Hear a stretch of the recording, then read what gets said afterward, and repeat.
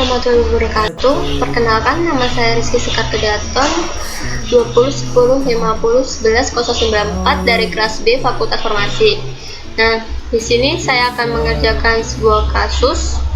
Kasusnya adalah kasus P4 golongan 2 dengan kasus 1 atau 2. Nah, sini kita menggunakan uji T. Nah, uji T itu apa? Uji T adalah uji parametrik yang harus terpenuhi.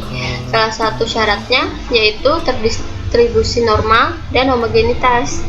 Nah, sehingga kita cek apakah di kasus ini terdistribusi normal apakah tidak. Nah, di sini di kasus 1 atau 2 ini kita menggunakan uji T berpasangan. Uji T ini ada dua, yaitu uji T berpasangan dan uji T tidak berpasangan. Nah, uji T berpasangan itu apa? Uji T berpasangan adalah uji beda dua variabel atau lebih yang mana dikenakan dua kali pengukuran yang sebelum atau sesudah, atau nama lainnya pretest atau posttest. Nah, di sini kita akan mengecek apakah data ini terdistribusi normal apa tidak. Nah, ini adalah pH mula-mula yang dimaksud adalah sebelum, dan pH pemanasan pas sudah yang telah dilakukan setelah pemanasan. Nah, di sini kita langsung saja kita buka SPSS, kita menggunakan metode Sapilopil. Nah, di sini nama kita di kolom pertama kita tulis mula-mula, di kolom 2 pemanasan, tipe kita abaikan, width kita abaikan, desimalnya kita tulis 2 karena pada kasus ini ada 2 angka di belakang koma. Nah, langsung labelnya pH emulsi sebelum, dan label kedua pH emulsi sesudah. Yang lainnya kita abaikan, jangan lupa measure-nya scale. Langsung saja kita masuk ke data view. Nah, di sini kita langsung menginput semua data-datanya yang kita perlukan. Sini data mula-mulanya, emulsi mula-mulanya adalah 4,5 sampai 4,77, dan setelah dilakukan pemanasan 4,5 sampai ini. Kita menggunakan metode Sapilopil. Nah, kita langsung saja masuk ke analyze, descriptive statistic, langsung ke explore.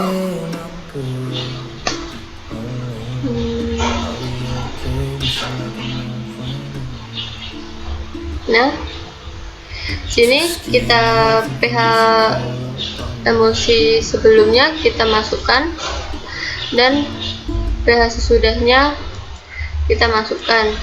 Jangan lupa di sini kita displaynya plot. Di sini plotnya ini di blogspotnya kita none, terus kita checklist normality plot test, ini kita hilangkan, lalu kita continue, langsung oke. Sini kita tunggu hasilnya.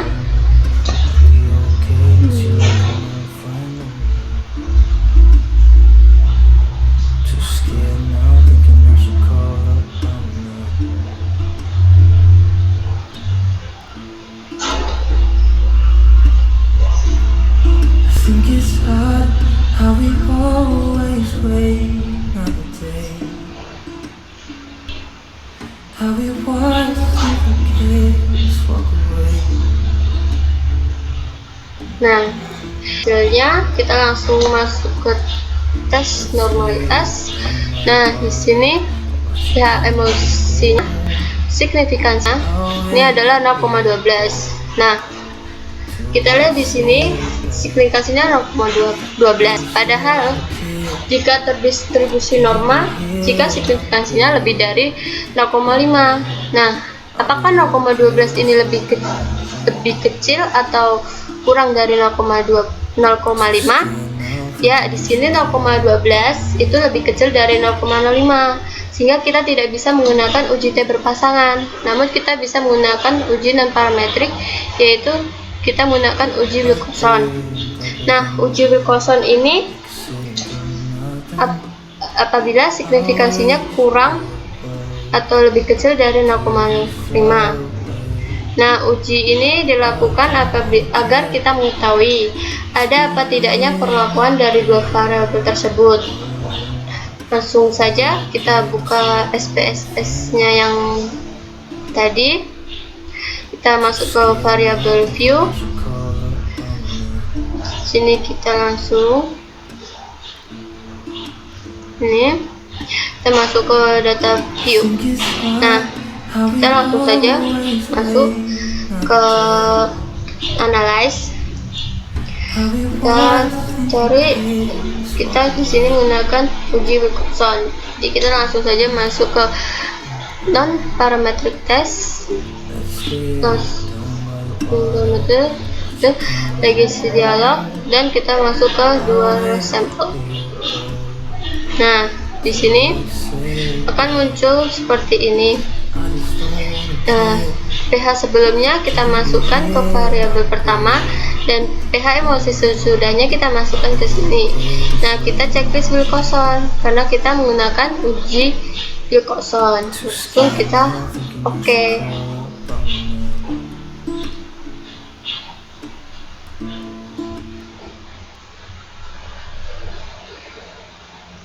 Nah, di sini kita masuk ke sini,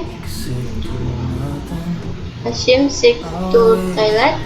Di sini hasilnya adalah 0,002. Nah, 0,002 ini kurang dari. Nah, karena itu pada uji Wilcoxon, jika nilai signifikasinya kurang dari 0,05, maka terdapat perbedaan antara perlakuan tersebut. Nih, 0,02 ini adalah kurang dari 0,05, sehingga terdapat perbedaan antara pH emulsi mula-mula dan pH emulsi pemanasan. Itu adalah kesimpulan yang kita dapat pada kasus tersebut. Kan kasus 2 atau 4 nih, kita akan menguji kadar sakarin merek minuman lokal dengan kadar sakarin merek minuman impor. Nah, di sini kita menggunakan uji T tidak berpasangan, atau nama lainnya uji bebas atau uji independen. Uji T tidak berpasangan ini yaitu untuk menguji satu subjek yang dikenakan 2 kali perlakuan pada merek lokal dan pada merek impor. Nah, langsung saja kita masuk ke SPSS. Langsung saja masuk ke SPSS.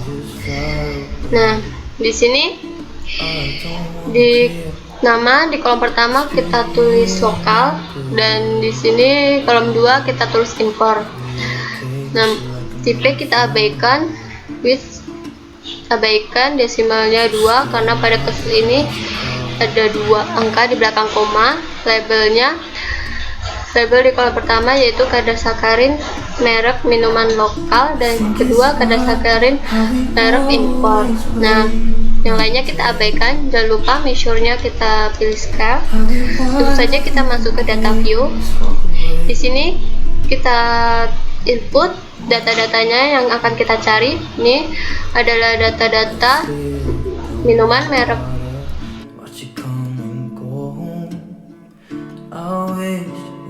Saja kita masuk ke analyze descriptive statistic, langsung klik explore. Nih, jangan lupa kadar sakarinnya lokal kita masukkan ke sini, dan kadar sakarin impornya ke sini. Plot, kita klik plot, langsung klik OK. Di sini akan keluar hasilnya. Nah, di sini kita langsung saja, ini signifikansinya adalah 0,03. Nah, apakah 0,03 ini kurang dari atau lebih dari 0,5? Nah, signifikasi dari 0,023 ini adalah kurang dari 0,05. Jadi kita tidak bisa menggunakan uji T berpasangan, melainkan kita menggunakan uji alternatif lain yaitu uji Minwick. Nah, uji ini termasuk uji non-parametrik. Uji ini apabila kita mengecek data tetapi data tersebut tidak terdistribusi normal atau homogen sehingga kita menggunakan uji Minwick. Uji ini khusus pada uji T tidak berpasangan.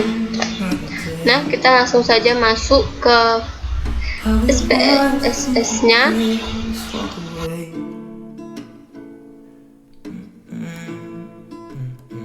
Baik, untuk selanjutnya di sini nama, di kolom pertama kita tulis merek, yang kolom kedua kita kadar sakarin, yang lainnya kita abaikan, terus desimalnya kita pilih 0 karena cuma nama merek, dan sini karena ada 2 angka di belakang koma. Nah, labelnya adalah merek minuman, yang kedua adalah kadar sakarin. Nah, value-nya sini kita tulis angka 1 dan kita tulis di sini label nanti akan lokal nanti akan masuk seperti itu. Kemudian oke. Jangan lupa measuring scale. Langsung saja kita masuk ke data view. Nah, di sini kita input semua datanya dari merek 1 nih, dan 2 sampai 40. Nah, di sini kita menggunakan metode Minwick ya. Untuk selanjutnya kita langsung masuk saja ke analyze. Kita klik non parametric, kita like dialog, dan kita masuk ke to independent sample. Nah, sini kan ada sakarinnya, dan sini langsung masak, dan sini kita pakai Minwick, langsung oke. Nah, di sini tadi saya masuk ke item shift to table. Sini adalah 0,279. Nah, apakah ini kurang dari 0,05? Nah, pada uji Minwick ini, bila signifikansinya kurang dari 0,05, maka dari perbedaan pada dua variabel tersebut, 0,279 apakah lebih atau kurang dari 0,05? Jawabannya lebih dari 0,05, sehingga kesimpulannya pada kasus ini tidak terdapat signifikansi antara merek lokal dan merek import.